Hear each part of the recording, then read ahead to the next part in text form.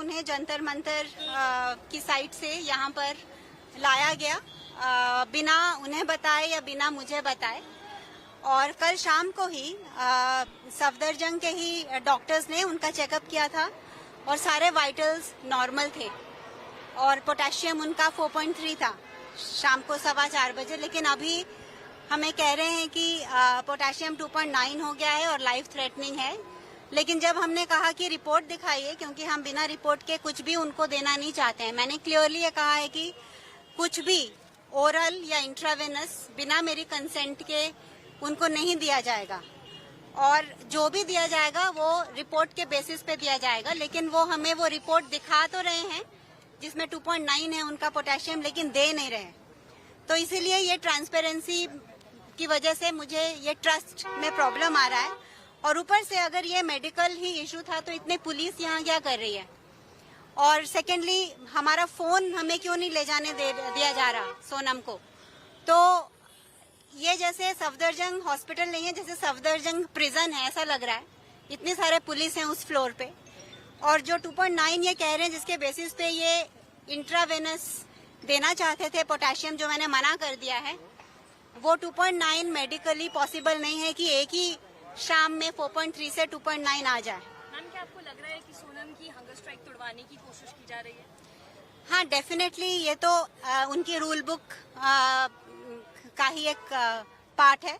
ये तो हमको पता ही था कि वो कोशिश करेंगे कि जो मंडे, एक्चुअली ये जो पिछले 20 दिनों से प्रोटेस्ट चल रहा है, ये एक मिसाल है देश में कि जिस जेनजी को इतना उनके बारे में बुरा भला कहा जा रहा था, उसी जेनजी ने ये दिखाया है कि कितने पीसफुल प्रोटेस्ट से, कितने सही तरीके से हम अपनी मांगों को आगे रख सकते हैं।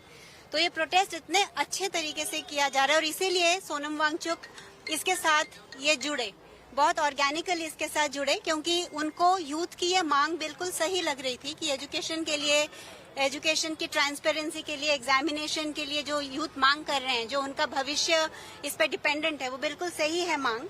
और जो ये यूथ मूवमेंट चल रहा था वो इसीलिए इसके साथ जुड़े ताकि ये गलत लोग इसका गलत इस्तेमाल ना करें, ताकि वो अगर इसके साथ रहेंगे तो वो इसको गाइड कर सकते हैं इस मूवमेंट को। और वही हमने देखा कि पिछले 20 दिनों में जैसे सोनम पहले अनशन करते आए हैं पीसफुल प्रोसेस से, किसी को बिना तकलीफ दे हुए, वैसा चल रहा है। तो इसीलिए कोई कारण नहीं है इनके पास कि मंडे की जो यात्रा है उसको रोक सके। लेकिन ये जानते हैं कि अगर मंडे मॉर्निंग यात्रा जो निकलनी है, अगर वो निकलेगी तो वो जस्ट दिल्ली में नहीं निकलेगी, पूरे देश में निकलेगी, क्योंकि हर शहर ये प्लान कर रहा है कि वो उसी वक्त वो भी यात्रा करे। और अगर सोनम की तबीयत, मुझे तो नहीं लगता कि उसमें कुछ खराब है उनकी तबीयत, वो बिल्कुल ठीक है। और हम एक थर्ड पार्टी लैब से दोबारा वो टेस्ट रिपीट करने जा रहे हैं बिना उनको दवाई देने के पहले, और वो बिल्कुल ठीक हो जाएंगे और वो यात्रा के लिए रेडी होंगे। और ये आंदोलन बाकी के बच्चों ने, इंक्लूडिंग अभिजीत ने, जारी रखा है।